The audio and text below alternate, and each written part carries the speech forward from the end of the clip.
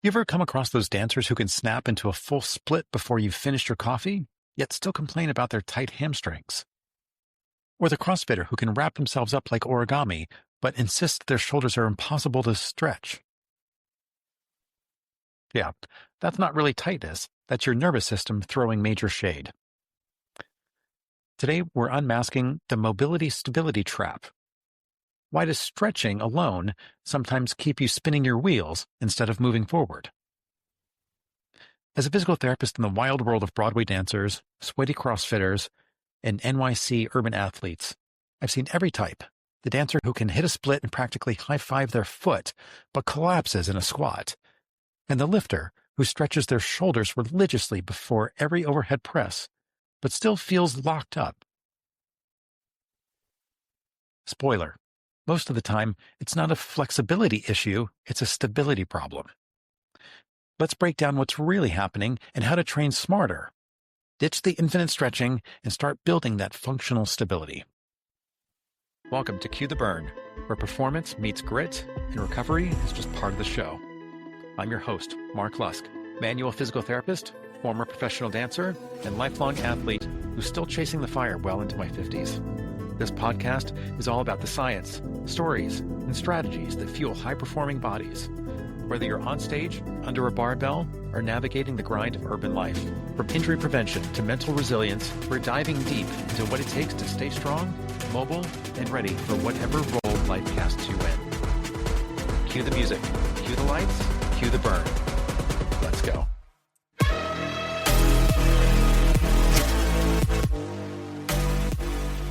You feel tight, so you stretch. Not much changes, so you double down and stretch more. Welcome to the stretch spiral of doom. But let's hit pause before busting out another yoga pose. Let's get clear on two VIP terms: hypermobility versus instability. Hypermobility is when your joints have an extra ticket to the flexibility party. It isn't just flexible, it's next level range, sometimes so much that your muscles are working overtime to hold things together. And instability is when a joint gets wobbly, way more motion than control. You might have normal general flexibility, but one rogue joint is getting sketchy. That's when your body slams the emergency brakes. Cue tight muscles to keep you safe. In both cases, tight muscles aren't always stiff, they're just being protective. Just because you're bendy doesn't mean your nervous system feels secure in that range. In the case of instability, your brain just doesn't always know what is happening at that joint. That positional sense is called proprioception, or your brain's understanding of where your body is in space. Here's my clinic mantra. With great range comes great responsibility. Almost some Peter Parker Spider-Man vibes here. That great responsibility is strength and motor control. You need to control every degree of motion, especially under load, CrossFitters. Otherwise, your brain keeps the doors locked. So, how do you know if your tightness is a mobility roadblock or a stability issue? Let's get hands-on with a few simple tests.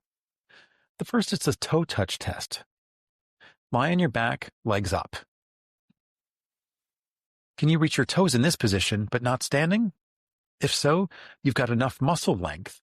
The brain just doesn't trust you to manage it under gravity. Second would be a deep squat check. If your chest caves, knees drop inward, or you tuck your hips at the bottom of a deep squat, your stability software might be crashing in the hole. Finally, the single leg balance. Stand on one foot. If you're flailing more than a New Yorker on the subway, your brain's limiting your freedom due to wobbly control. Keep in mind here, poor balance can be due to many things, so any single test here is not indicative in and of itself. However, working with a PT in the clinic can help you with a more comprehensive assessment of your body and movement patterns. So, what do we do with that? Here's the real secret. Build stability before you chase more flexibility. First, we need to train hip and lumbar stability. Hips and lumbar spine are trouble zones for dancers and lifters alike. For the hips, try single leg Romanian deadlifts, lateral step downs or monster walks with a band to train dynamic single leg movements, and proprioception, that fancy word for joint position awareness. For the lumbar spine, try bird dogs, side planks, and bridge marches. These are all about controlling pelvic position and low back stability under tension. For CrossFitters with shoulder tightness, I love reach, roll, and lift. This is a great exercise not only for rotator cuff stabilization, but also training the low traps for scapular control. Number 2, use active elongation, not cookie cutter stretching. Active elongation, or reciprocal inhibition, does wonders. This is where we use one muscle to stretch the opposite muscle. For your hamstrings, engage your quads to extend the knee and lengthen the hamstrings instead of melting into a forward fold. For your hip flexors, squeeze those glutes as you push into extension. Get the opposite muscle to do the work. Try some active elongation for 2 weeks instead of passive stretching and notice the difference. Next, blend your mobility with strength. Goblet squats with an active pause at the bottom force you to own the movement at the end range. Controlled articular rotations, or CARs, really challenge your joints through their full range, with muscular control, not momentum. And bridge march and isometric holds add stability to mobility training. Remember, stretching without stability is like old underwear with elastic that's shot. Sure, the range is there, but don't expect it to stay put. Other go-tos.